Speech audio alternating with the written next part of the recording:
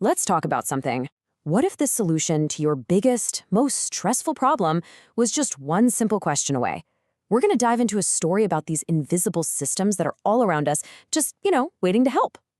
Oh, you know that feeling. I mean, we all do, right?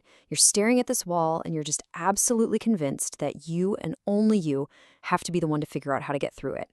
Well, we're going to talk about a situation that is exactly like that.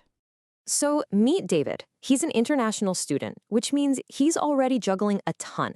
He's in a new country, trying to figure out a new culture, and on top of all that, he's got to keep up with his classes. The pressure is already pretty high. And then, boom, this happens.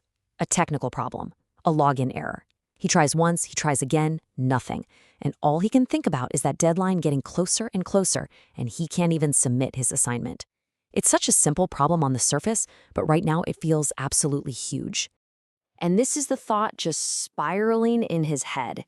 The stakes feel incredibly high, It's not just about one assignment anymore. In his mind, his entire grade, maybe his whole semester is on the line. The panic is really starting to set in. Okay, now this is where it gets really interesting, because you've got two things going on here. On one hand, you have the external problem. He just can't log in. Simple. But the real problem, the thing that's actually stopping him, it's internal. It's that little voice in his head saying, I should be able to fix this myself. It's that fear of looking stupid or incompetent. And that internal barrier, that belief he has to go it alone, well, it has a real cost. Just look at this timeline. He loses an entire afternoon just being stressed out, trying to fix it himself. Then, that evening, he feels too shy, too embarrassed to just email his teacher. And by the next day, it's too late. The deadline is gone, and he just feels awful. The problem is the same, but his stress is through the roof. And then a friend asks him the simplest, most powerful question you could possibly imagine. Not, hey, did you fix it? Nope. Just, did you ask for help? And this one question is about to change his entire perspective. And David's answer, wow, it gets right to the heart of it, doesn't it? I didn't want to make trouble. He saw asking for help as being a burden, as bothering someone. It's that anxiety we all feel sometimes, right? That worry that we're imposing on people. How many times have we felt that exact same way? But then his friend just completely reframes the whole situation. He says, think about what an institution like a university actually is. It's not just a place you go to for classes. At its core, it's a system, a place designed to help people solve problems. And you can see it right here. A school isn't just a building, it's a whole network of support.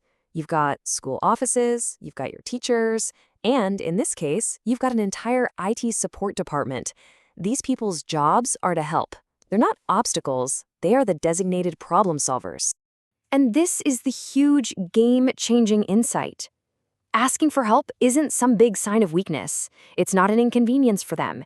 It is totally, completely normal. It's just engaging with the system the way it was designed to be used. It's just standard procedure.